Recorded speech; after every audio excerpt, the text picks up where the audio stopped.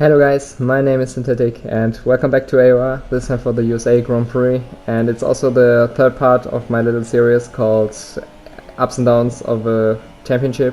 And it's basically because I just wanted to show you that a championship is really long and there will be always races which aren't so great, even though you had the pace, but a few things went wrong and that out of your control, or which are out of your control. And in every race, if you work hard, you have the chance to get a good result. And yeah, that's all I just wanted to say you guys with these little videos, with these three. And let's get started with the race itself. And we are here now for quali on my fastest lap. I think in training I was able to do a 31.8, which was a really fast lap for me, so I tried to do that kind of lap, but as you can see we did slight mistakes here and there. We locked up here and we ran wide slightly, so yeah, we lost a few tenths, but my plan, just like last season, was to do a two-stop around here. I chose a very aggressive setup in order to maximize the undercuts and maximize the new tires. And here we are at the end of the lap. I think it was still a decent one, and I think we also were on provisional pole at this point, which turns I think into P2 for the race, which is a solid result. Dominic ahead, so we have to keep an eye on him. And here we are for the race. It's dry and we have 5 red lights and it's lights out and away we go. It seems that we got a decent launch out of the line, out of the start, and you can see Deagle was on our right, and unfortunately we got blocked slightly from Dominic, and Deagle was able to get the outside line. We have, as always, to leave him a slight bit of space, and he was able to get the position. And we are not fighting too hard about this position because we still can get it back in the later parts of the race, and we are doing a different strategy as well, so there's no point in really fighting too much. And at this point it's just about staying in our position in P3 and wait on, I think, lap 4. I wanted to go to the pits, and yeah, just don't lose too much time to the cars ahead. You can see that they were really quick, especially in their last few laps, and that was because my setup was really aggressive, and maybe too aggressive, as I found out later. But at this point it was just about staying in position, as I said. And here we are now at the end of the lap 4. We were able to stay close, and we decided to go to the pits for a set of, I think, super softs, which should provide a lot of grip and shouldn't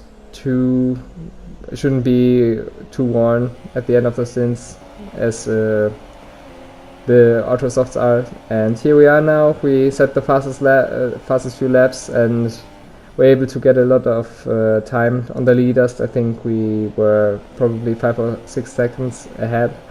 But here's now a part which was very crucial and very difficult to handle, because what you might not know was that we had the slipstream glitch because someone left the session, and so we didn't gain anything on the straights. And it's also the reason why I had to do a lot of aggressive moves, as you will see in a second.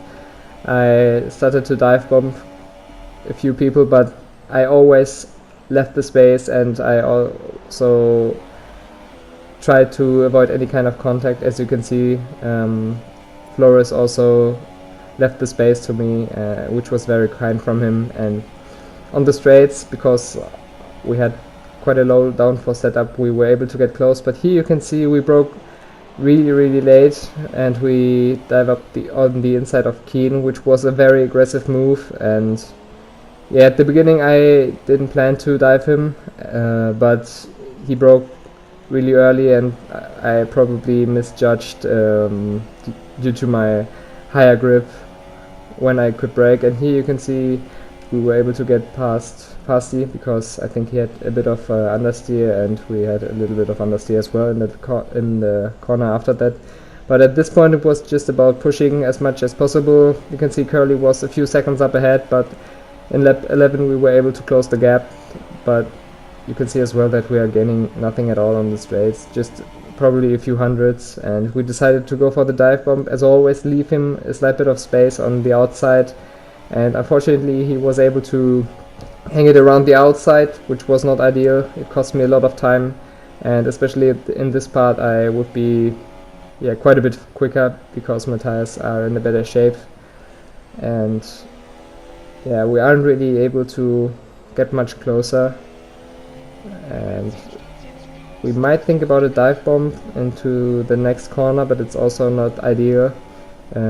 Probably the smartest thing to do is to wait on the straights and try to get a good run, which we managed to do, but you can see that basically nothing is happening, which is really frustrating, and Corp Masters really need to fix that in the next game.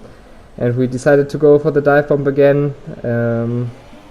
We left him a slight bit of space. There was not too much contact, and he had the corner, but we decided to get the switch back. And now this time we went for another aggressive overtake on the inside, a dive, and at the end I think he released the position because he was on a different strategy, so there was no real point in fighting me too much. But I think all this fighting cost both of us a lot of time, which was not ideal. As you will see, or as you can see, we lost over 2 seconds over this lap, and especially against Dominic, who was in P2 at this point. He was doing the one stop.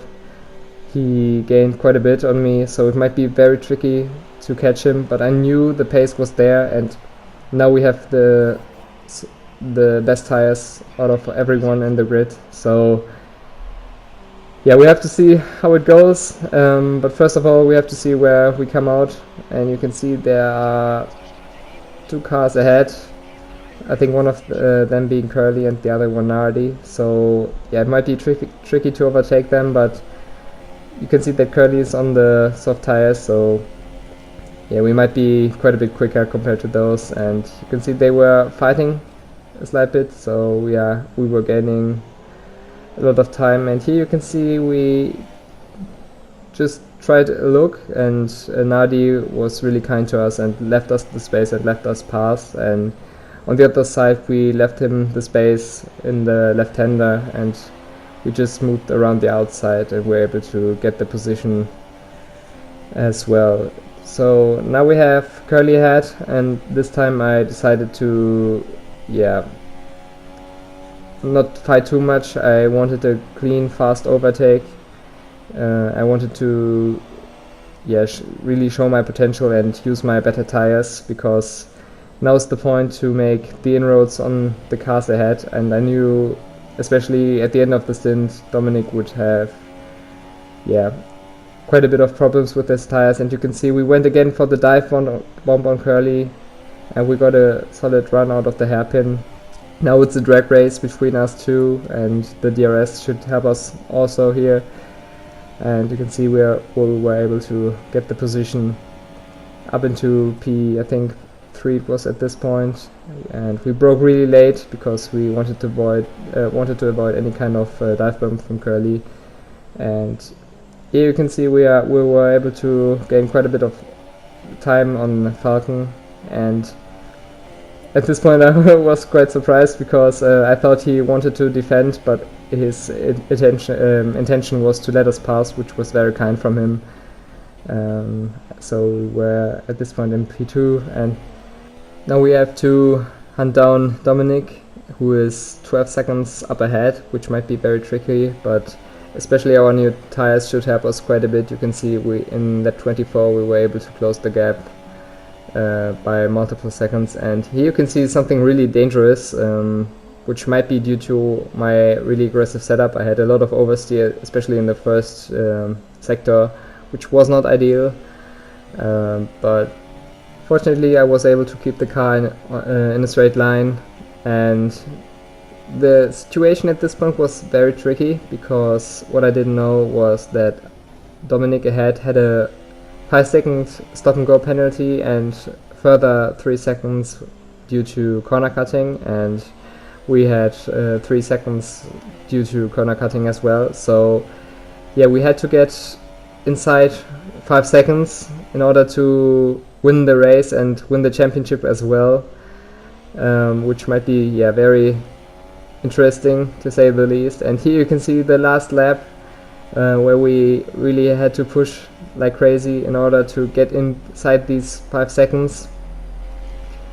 And yeah, we just tried to push the last few bits out of the tires, out of the car, because I really wanted this win and I wanted to win the championship in style. But just like in Spain, I will spoil you guys and say that I was able to win this race, and with this race win I was able to win the championship, which is absolutely unbelievable. At the beginning of the season I never expected that kind of result. I just thought a few podiums and maybe one race win or something like that would be enough to make me happy, but over the season it turned out that the pace was there and the consistency was there to win it, and at the end we managed what we couldn't do in the last one to win. And Ollie was a great rival throughout the season. I think he had a lot of bad luck, but yeah, so did we in the last season, and at the end we managed the win.